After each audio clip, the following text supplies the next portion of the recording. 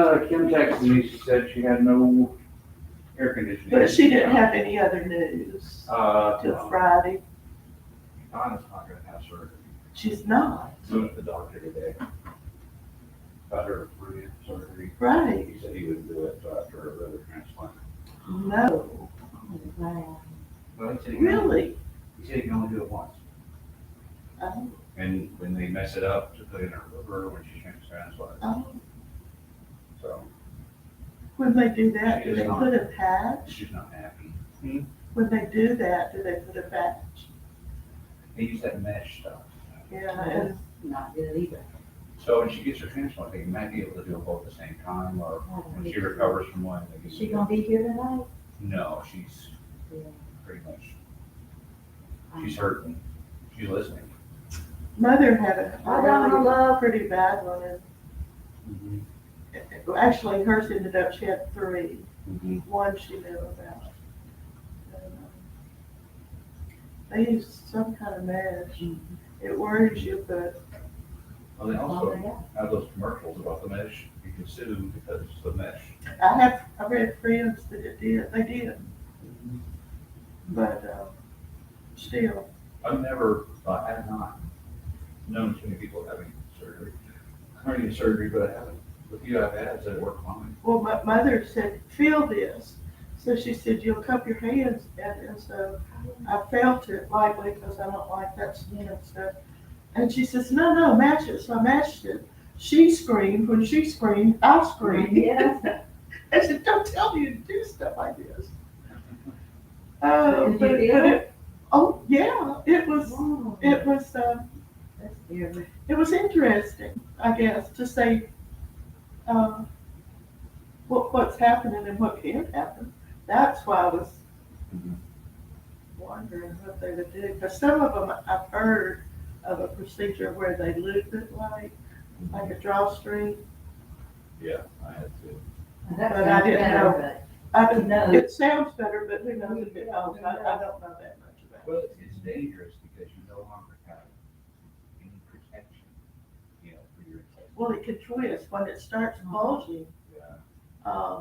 What happens to the inside when that happens is it can start And I strangulated. also read that once they do that, they don't really take any care to put the intestines back in. They just kind of put it Where back in along. because they'll automatically, on their own, get in the right spot. Well, I read that in the. when Sayward broke her wrist, and it was really broke apart, like, Mhm. and he said he wouldn't do anything because they grow back together. And then when the other one broke her elbow, they didn't put a cast. They said it'll grow back together. So they didn't- I did not believe it. I really did not believe it. That's what they did to me. And Jennifer showed me the x-rays and sure enough, it goes right back where it should. I broke my elbow coaching baseball at school, doing something stupid.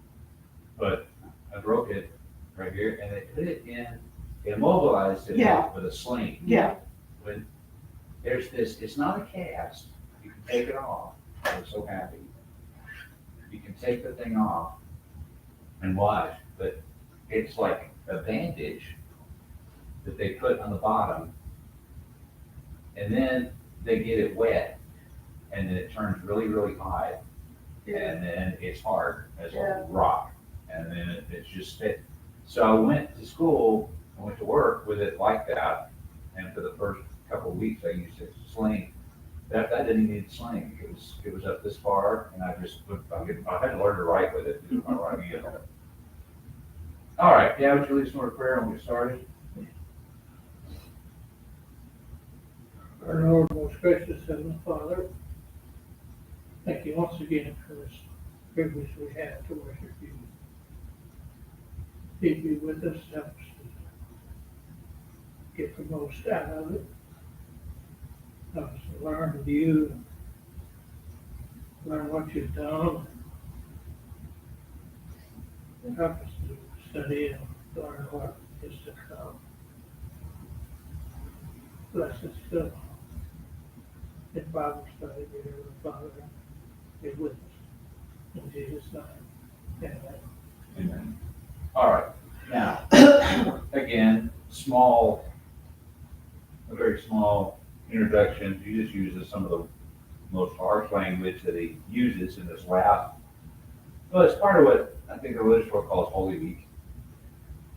He has talked about proselytes.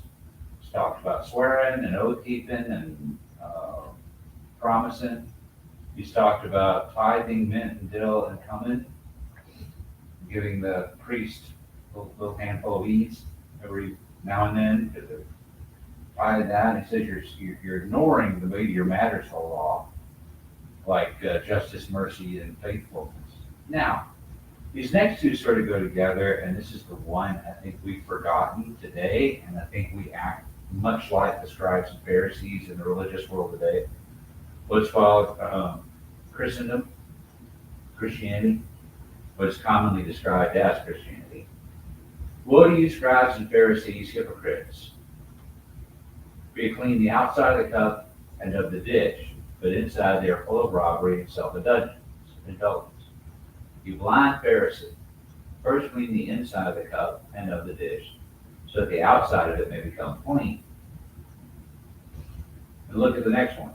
Well, okay, let's wait.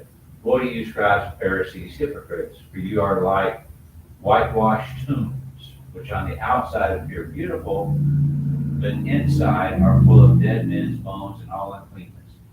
So you too outwardly appear righteous to people, but inwardly you are full of hypocrisy and lawlessness. Now, and this, I think, flies in the face of a lot of what is practiced as Christianity today. Look at the first one. You clean the outside of the cup and the dish, but inside they are full of robbery and self-indulgence. Won't really have to read the rest of it because that's what he says. A friend of mine was a Seminole Indian when I was in school in Florida. His family did not, but his grandparents and great-grandparents did. When they lived kind of out in the woods, in the swamps, they had ways of doing it. Seminole women, now when they moved to town, they had the dishwasher, so it was okay, but when they lived out in the swamp, clean water is kind of hard to come by. And I don't know if that had anything to do with this, but they would not wash their dishes after they ate. They would put them in the shelf dirty, but that's all they really had was a shelf. Because these people lived in, I don't know how they didn't get mosquito bit, but they lived in little chickies, a couple of buildings or a few buildings per family. And they would not wash them until they used them again. And they thought that white women were nasty in the kitchen because they let their dishes sit up in the shelf for all that time and collect dust and dirt and bugs go through them and all kinds of stuff like that. And I started thinking, if you lived in an outdoor environment like they did, that would be smart because you're going to put, when you wash dishes right before you eat, they're going to be clean. Either way you do it, it's pretty gross. I mean, have you ever had like a dishwasher that every now and then maybe you loaded it wrong, it did that? You'd put a cup in there or a bowl or something, and the outside was clean, but it never had gotten to the inside, and the inside still had stuff in it. What do you do? Scrub it. Oh, I don't. I just let it go through one more time. I just take everything But else out. if you leave the heat on, it bakes it out. Yeah, it's gonna be tough, but, well, see, that used to be my theory about when I was a bachelor, about washing dishes. You put them in the dishwasher. If they are clean, you put them in the shelf. If they didn't quite get clean, you let it go again. And if it didn't get clean the next time, okay, miss here. If it didn't get clean the next time, You just throw it away. I mean, that's what I did. Well, Um, living in Georgia, I'm thinking, I learned from, Lynn and I learned from an Indian, camping, mhm. that the only thing that'll clean a good coffee pot is sand. So you go to the river. But I remember watching a show of, like, it started off, it was 1500, and then they went, put them in a settlement, and it was 1800s on the ranch. But those people were lazy, one couple, and they would only kind of nominally clean their dishes. Mhm. In 2 days, they were overrun with millions of flies. So I'm thinking the Indian dude was Cherokee, Mhm. but he said they used sand at the creek. That does work. Because if you could tell if it was clean water, it had those little oyster things or whatever, clams. Yeah. In the creek, you knew if it was clean, it had those little critters in it. And so I'm wondering if, in fact, they didn't do that, not just put them up dirty, because a fly, Well, they didn't seem to have that much trouble with the bugs. Because bear grease. where they lived, they had a lot of stuff that ate the bugs, you know? Of course, we kill all that stuff around here, but, I don't know, that's what he said about his parents. Yeah, How many grandparents, great grandparents especially, of course, they lived out, they didn't think living inside the house was sanitary. yeah. My grandmother didn't think that for a long time. She finally got indoor plumbing in her house. But she used to say, I cannot believe that you would go to the bathroom and eat in the same building. Yeah. So, I mean, that's what he said they did. But the point is, you see the outside, you don't see the inside. So, but that's more important. One more thing. I remember when I got some help from a carpenter building Dad's room out there.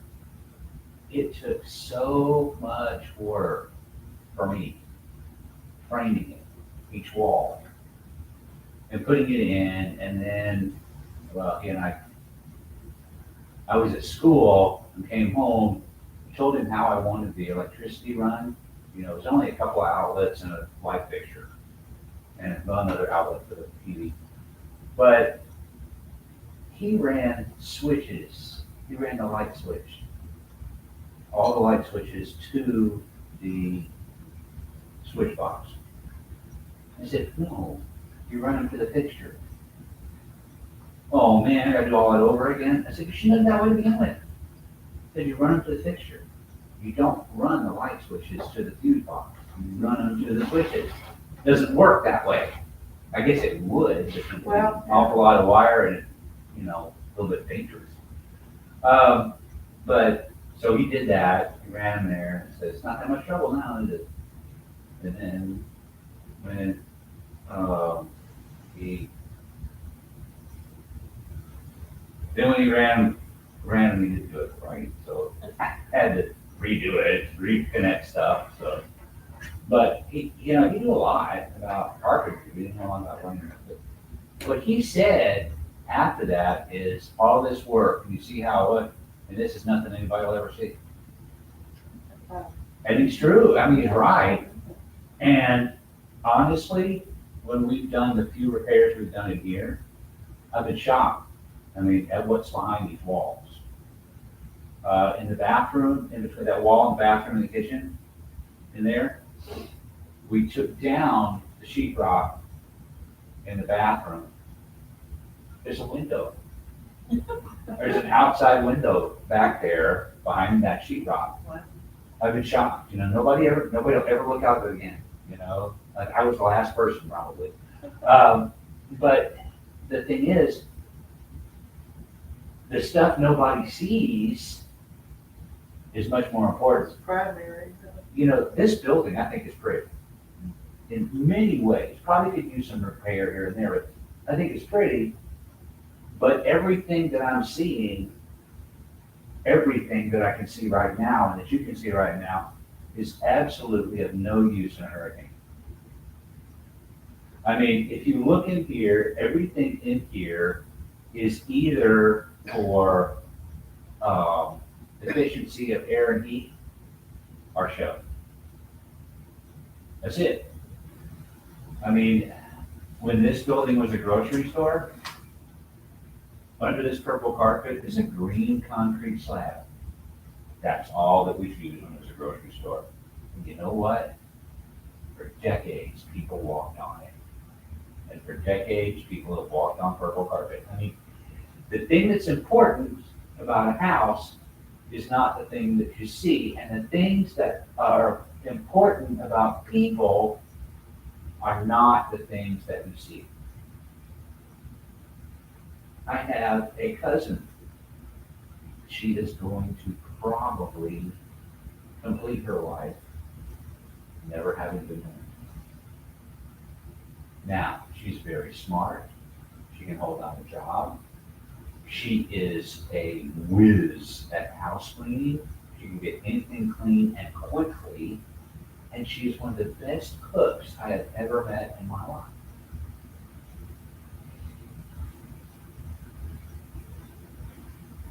You know where I'm going. Not very attractive. She lived with her brother until he passed away. In a beautiful home. It was a big home.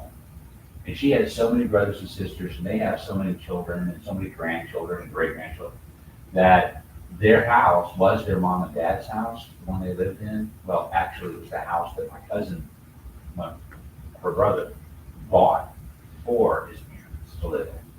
It's huge, A-frame kind of a thing. She kept that thing neat as a pin. I mean, it was huge, huge big A-frame. Didn't have a cobweb in the rafters. I don't know how she got them down. I just, but you know, the thing that's important just about anything, you can't see. A kid at school said, "You buy a car, buy it," and he mentioned one. He said, "But you gotta let me drive it once." I said, "I'm never gonna buy one of those because it costs much." Because the most important thing about a car, you can't see. Only exception probably the tires. The most important thing about a vehicle, you can't see. It's covered up. But without it, without those important things under the hood, thing becomes a huge, big payload. And the thing that's important about a computer, the thing that's important about everything you can't see, that's what you need to work on. That's what you need to work with. The thing that makes it work. If you're going to be a Christian, well, I'm going to save my point for that, for the next one. Woe to you, scribes and Pharisees, hypocrites, for you are like whitewashed tombs, which on the outside appear beautiful, but inside they are full of dead men's bones and uncleanness. So you too outwardly appear righteous to people, but inwardly you are full of hypocrisy and lawlessness. Did they whitewash those two? Yeah, they had to. The rock, the covering, or did they do the inside? No. How did they do it? I thought they just stuck about it The Sanhedrin paid for it to be done because, to keep it nice looking. they didn't care about that. It was a money thing. If you touched a tomb, you were ceremonially unclean until you went through the purification rite. If you traveled all the way to Jerusalem to celebrate the Passover, and as you came into Jerusalem, you happened to brush up against a tomb because it was overgrown or something like that, you could not celebrate Passover. So you had to not purchase the implements. You know, maybe you would even just go home because you would stay in the hotels, eat in the restaurants, and you certainly wouldn't buy the lambs from the Levites and the court of the Gentiles, you know, and so it was for money. The So they whitewashed it, just to make them noticeable.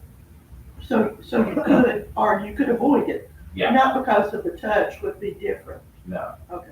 no, they whitewashed it so you could see it and not go in.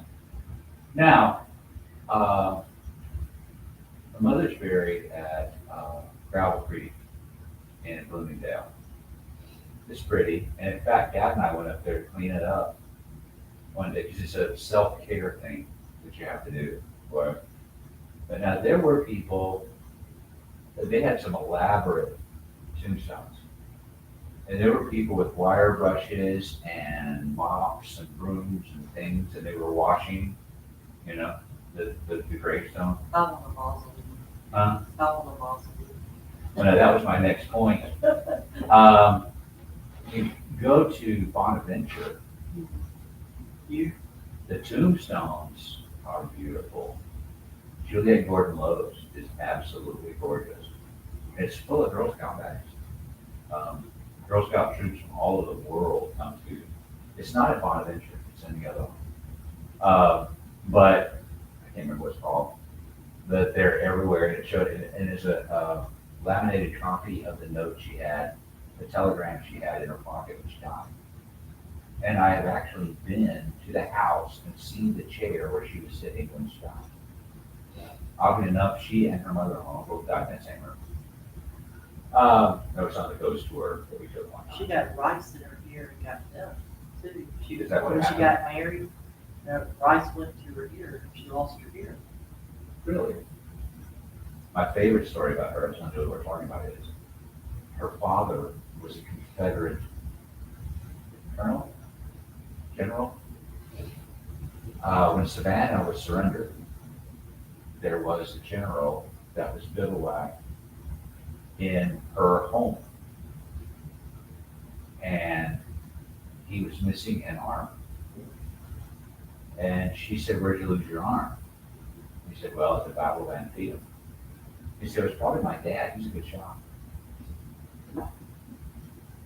She was a sassy little thing, and she was sassy all the way.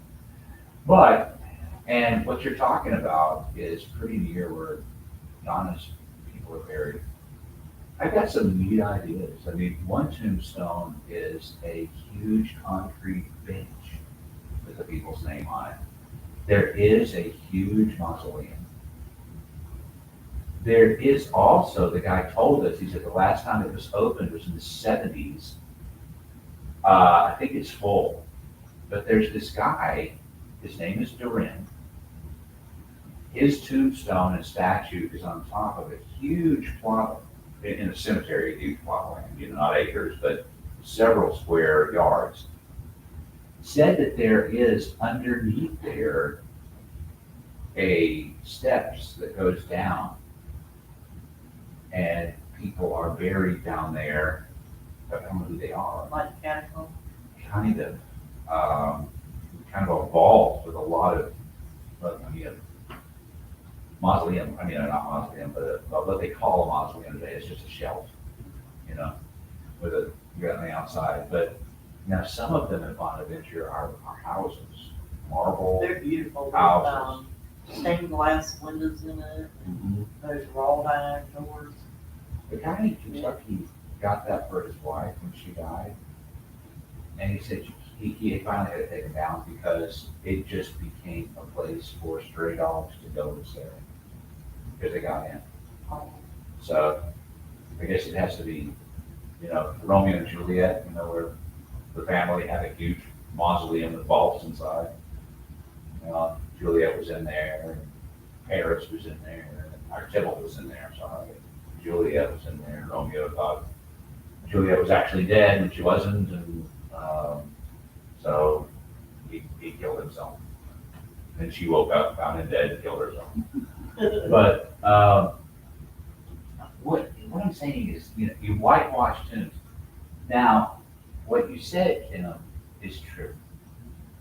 They are absolutely beautiful, and some of them are actually considered great works of art. Some of the statues that are over some of the graves and stuff. And you said that's what you want. But I've been to see some of these, I don't want to go inside. What's inside? If you- Gross, you know? There is a casket, a marble casket that's sealed under a shrine, and the lady that's supposed to be in there is actually in there. They didn't bury her, she's in a pedestal, box on top of the, I don't know why she wanted it that way, but she didn't want to be buried, so she's on top. And I'm sure it cost whenever she was buried, I mean, it was the early 1900s or late 1800s. It cost a lot even then to do that, but, you know, Savannah was a place with millionaires, what we consider today, as it is today. And if you go out to Bonaventure, take the tour, and just go out, you will see some beautiful things, but you don't want to go inside of them. And this is what he's saying. And I'm sure, see, this is Passover time, so he's looking around and there's whitewashed tombs everywhere. And he said basically what I just said. You know, they're beautiful to look at, and they really are. I mean, even the ones that we can see, some of them are absolutely gorgeous. But they only look good on the outside. Now, why am I spending so much time on this? Well, think of the cup and the dish, then think of the tombs. Isn't basically that been, hasn't basically that been our idea about Christianity and worshiping God, being a part of the church all these years? It's not so much what you are inside, it's what you want it to look like. Bobby Richardson, in that one sermon I heard him preach, and I've used this several times, he said he wanted to write a book. And he doesn't know what to put in it. He knows the titles, Preachers Aren't People, it has to do with a chihuahua or something. But he said when you go to church, everybody has a mask on. And we're judged on the basis of our mask. You know? We're judged on the basis of what we look like, what we're dressed like, what kind of clothes we're wearing, how we deport ourselves, what kind of things we've done all week long, or what people think we might have done all week long. You know? We always address the outside of the tomb, or the outside of the cup. We always address the outside stuff of a person. We never, ever, ever address the inside. You say, well, you study the Bible and that takes care of it. No. There's more. You live a certain way. And to live a certain way, you make decisions about priorities a certain way. And you live your life as if certain things are important and certain things are not important. And people will see that. But if you try to do the things that you would do, and then try to make that change the inside, it's not going to help. You can paint a tomb or a mausoleum all you want to. It's not going to make what's inside any nicer. You can wash the outside of dishes and pots and pans all you want. It's not going to make the inside clean. What you need to deal with, and that's where our illustration ends, and his illustration ends. What you need to do is clean the important part, is make sure that the inside is what it should be, and the outside will take care of itself. Well, ultimately, that's what you're going to be judged on. But that's the only thing that you're going to be, well, you'll be judged on the rest of it by people.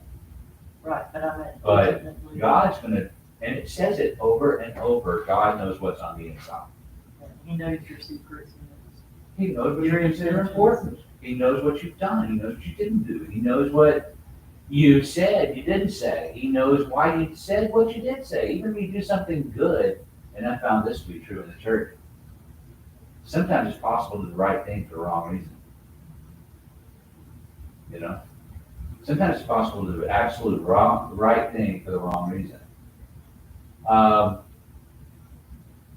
Somebody asked me, told me they were going to be gone. They said, we're making sure we take communion with us.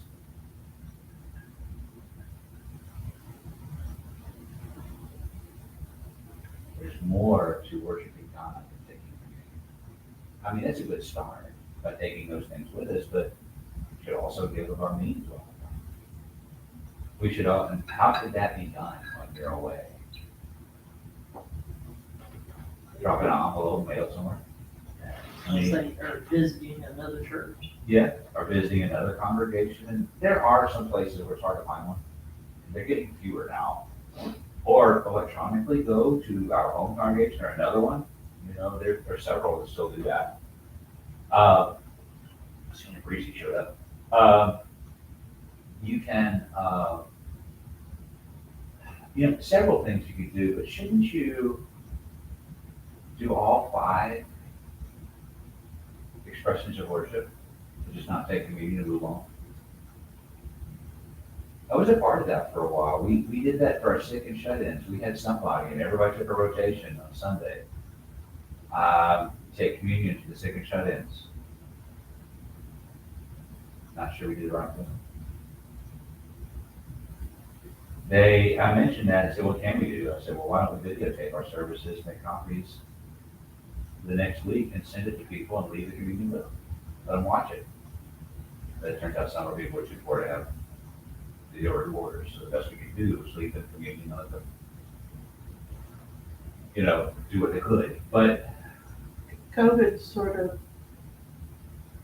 and I don't even know how to say this, brought a lot of people's hearts into the open outside that mask of pretending to be a great Christian and paying your, and taking that private communion with you everywhere you go, doing all that, but the edification and the anger that I saw because of it, people were, y'all sort of adjusted, but I know many people who are still not going because they can't let go of what they said during that time, that, and they didn't go.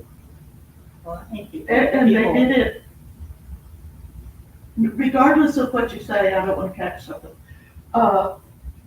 They didn't do it because of that. They just really liked, I have a headache tonight, you know, It gave that them an attitude. excuse. And I know them, but they were so behemoth because I was different. I wanted to go, no matter what. And they were like vicious about it. the When I problem, was up there, you know, it was not so much down here, but we didn't come until the end of that, but they were insultingly vicious about it Well- and how caring they were for not going. And I saw a lady still wearing a mask today at Chicken Well, I Salad still- Lady. I still wear a mask. Well, I mean, she was at the Chicken Salad Lady. She's gonna take it off and eat. Yeah.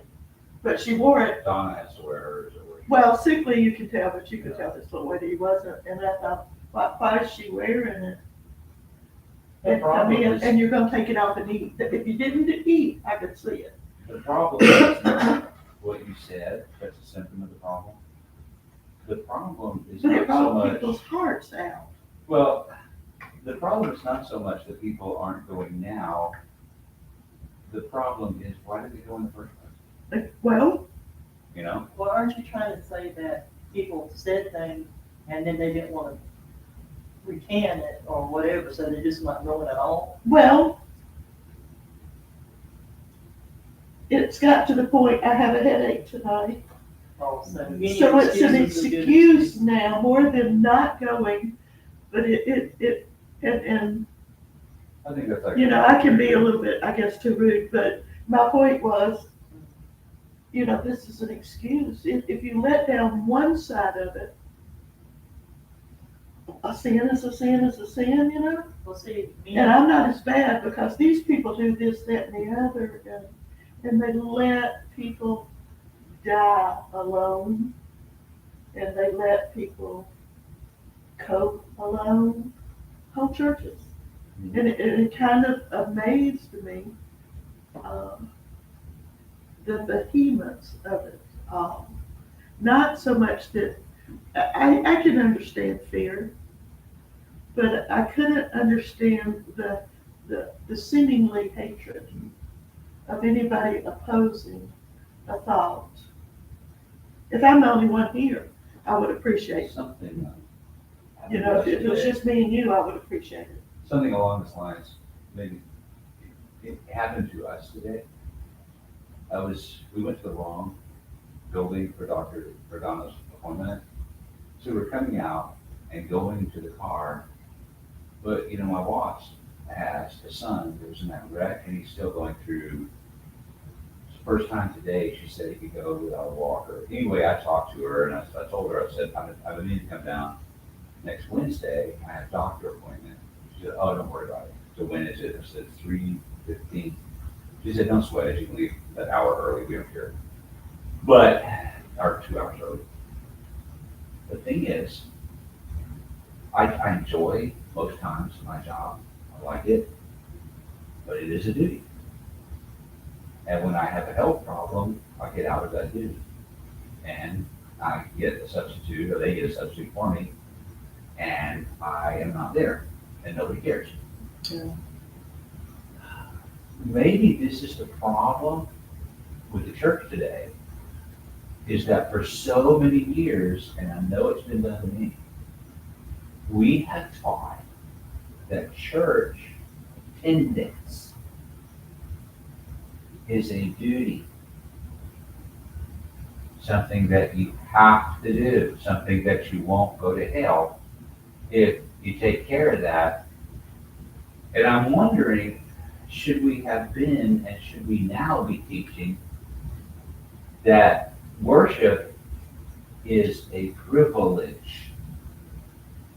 Well, I had somebody recently say, you have to go to church, talk about me. And I said, no, I get to go to church.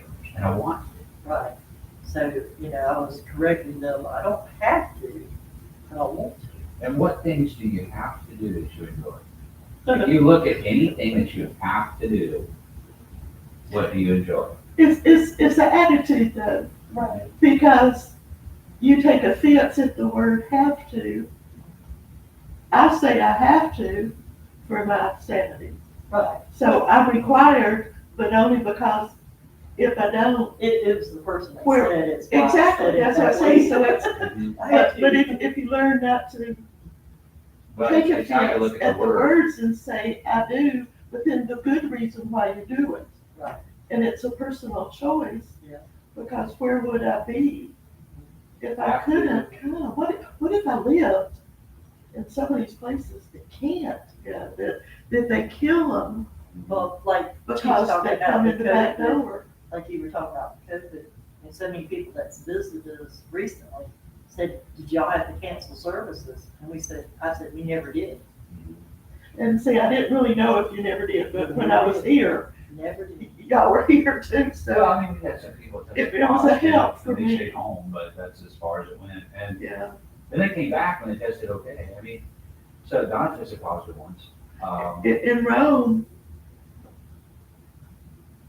what did they do? They did some weirdo things before. They didn't want us to sing because if you sing, even though they spaced us out some kind of way, you were pushing this stuff into the air. So you had to sing with your face down. And then when you went in, So it's instrumental music. when you went in, you filled up from the front back, and when you left from the back forward.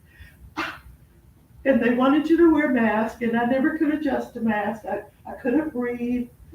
Things happened to me, and my blood pressure would go up. Could be attitude there too, but we went to all of this stuff, and I said, where was the common sense here? They said, well, the science says it can go 20 feet. Well, science changed and it could only go 10 feet, and it went 6 feet. Then it could last for 42 days on a certain material, and then they said no, it can't. Science was not a good thing to Maybe the follow. only thing we did, It was the attitude brought forward. we put a basket, Tim did, put a basket of hand sanitizer, little things, Yeah, put a basket of masks. Just in case. Well, Anybody I shows said mean, I that don't they're- disagree with these things, but it was the heart that was brought, the behemoths. People were sincerely angry. Well, You are killing millions. Well, let's think about this. Exponentially, I could not kill millions. If I stay away from you, let's play on the same field. And they couldn't, because they honestly, everything that was said, and I find it interesting, they are trying to press getting every shot that they're recommended, and they have, in Congress, they have made threats that you may not get help if you're not up to date on boosters, not just the original. You may not. That's a threat. I had a booster. well, see, I'm Well- anaphylactic, and Joe is too. Dang. So those people, even Fauci said, those people really don't need to take the So shot. he's retiring. Well, So- he should be hung. Uh, He changed his mind every time he was interviewed, and he changed his mind when he was interviewed in Europe. But my point is not so much what they were doing to try to help, it was the churches. Expect other people of the world to have a different opinion, but you expect, and I asked them, because most of them have known me since I was 20-something years old, But 50 see, years. even though me and Donna wear masks still, Yeah, people well, I have understand. confronted her and get dirty looks from other people, and they don't know They actually- anybody's they actually situation. confronted And that's part of it too. She Who ran two cares guys out that of she Harvard. wears it? Why should they Care. care They don't know her who specific. does or who doesn't? Right. And how do you get, if I say to you, Kim, why are you still wearing that thing? Well, curiosity or hatefulness or judgmental, there's the difference in it. Yeah. Should I be loving at least my fellow Christians? At least my fellow Christians. Well, That I would have, everyone needs to respect other people. They may have health problems that we don't know about. They may have health fears. I think it was great that people would come to church. I think I made a couple of announcements. Look, we're recommending you don't shake hands. We're No hugging. recommending you don't hug. That was hard. Um, That was hard. and there are now you masks. still don't know who not to though. I know, because you might get smacked. Where You I don't. said there are masks in the back, there's hand sanitizer if you use it. The bathrooms both have soap and water and stuff. We recommend that you wash your hands. And also, we went with the distancing when they said it. We said, we recommend, we're so small, And it was easy because there's not Yeah. that many.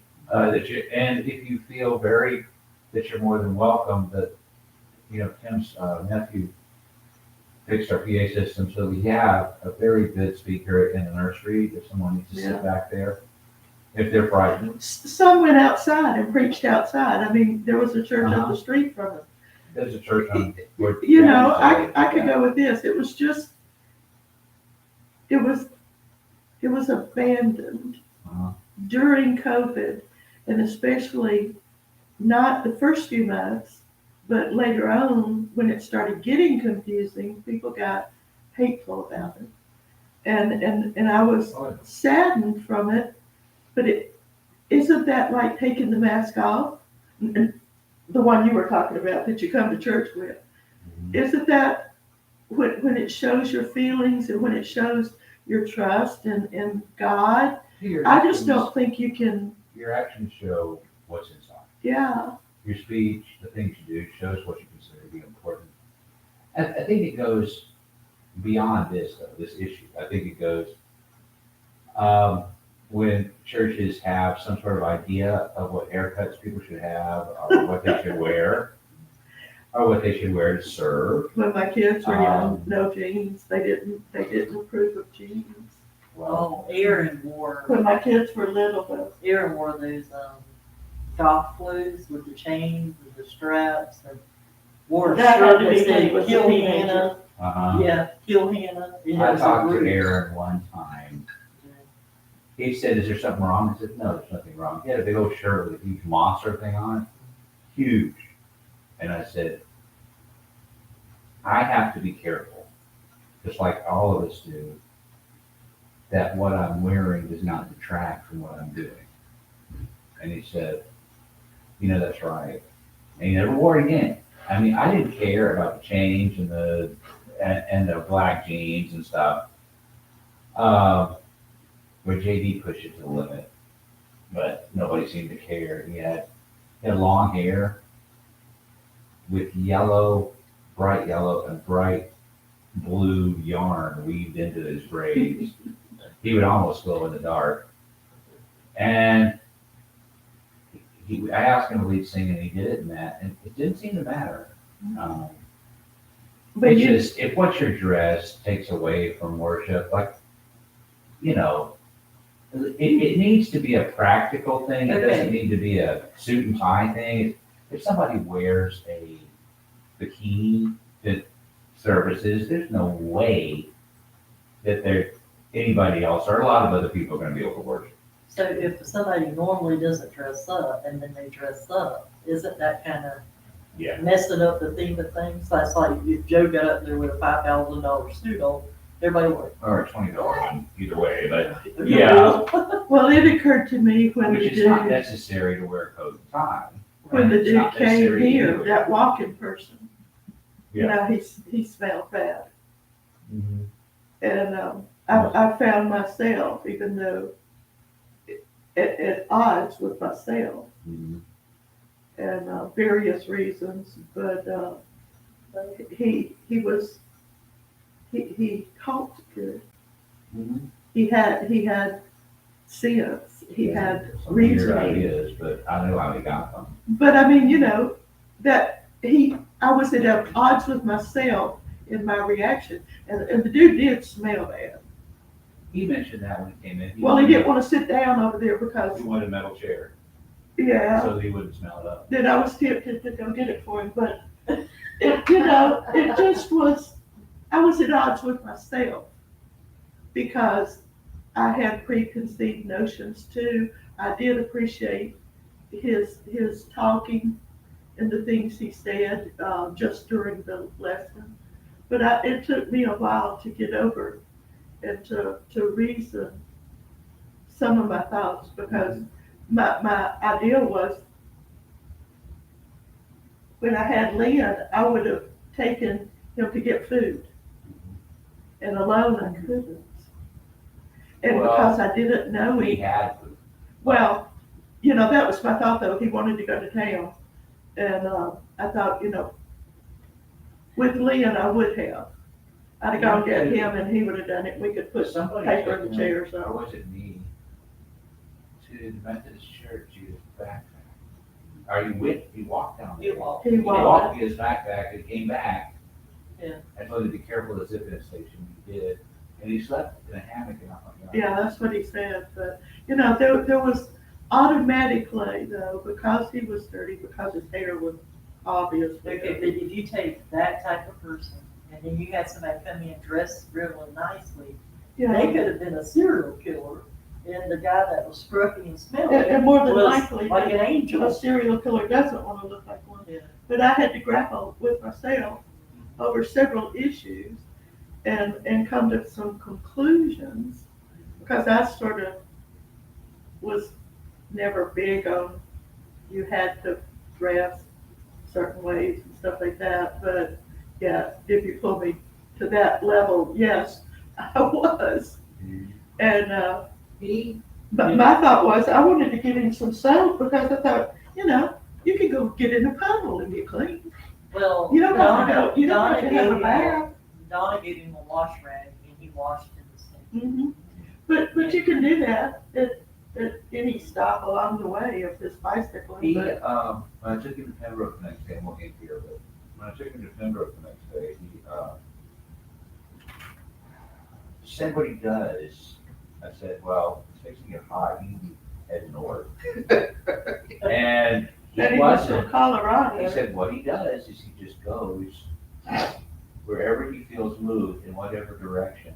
If there's nobody, he goes to every church, doesn't matter. If there's nobody there when he goes, he picks up the trash, cleans up the church a little bit, and then moves on. And I can appreciate everything about him. It just, my reaction was, I didn't appreciate it. If I have to put a collar around my neck to be Christian. And at one time in this country, people took a bath once a week. And Well, wasn't it Savannah, they had a preacher, he came in as a homeless person to see how his congregation would react. to Yeah, it. I've heard. And then he got up and went to speak and said, y'all just need to go home today. Y'all need to come back and think about what you did, basically. And because nobody spoke to him, nobody wanted to sit by him, everybody ignored him. And he was very upset the way they it behaved. makes you wonder though, how welcome in our church is Jesus with you? Right, that's what he Or said. Paul. Yeah.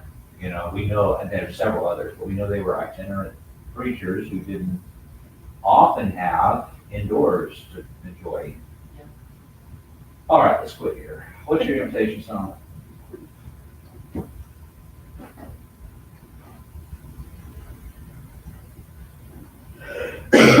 We, 58. 58. Ooh, I said that too long. I don't want to get old. In a couple of minutes, we'll be singing number 58. If anyone stands in need of responding to the gospel, you can to go to stand as we sing. Ed?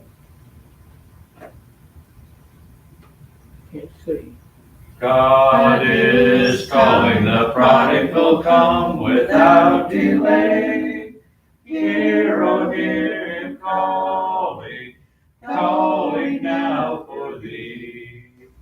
Though you've wandered so far from his presence, come today.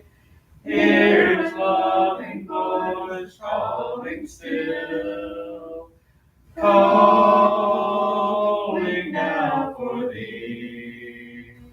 O weary prodigal, come, calling now for thee. O weary prodigal, come. Almighty God, we thank you for this day. Thank you for all its many blessings. We pray that you bring comfort to those who need it. We ask, Heavenly Father, you'll be with each and every one of us. Forgive us when we sin. And continue to care for us all throughout this life. Dismiss us from this place, but never from thy presence. In Christ's name we pray. Amen. Okay, y'all, I have ESV. Okay. When you said, what is the song? I started singing it in my mind before you said 50. That's the way our minds work. Called schema theory. You associated the number and song together somehow. No, before you said it, I was thinking. Oh, that's not ESV, that's Carl Lawrence. Let's see, Super Sundays is Sunday. What did the doctor say about? Yes, sir.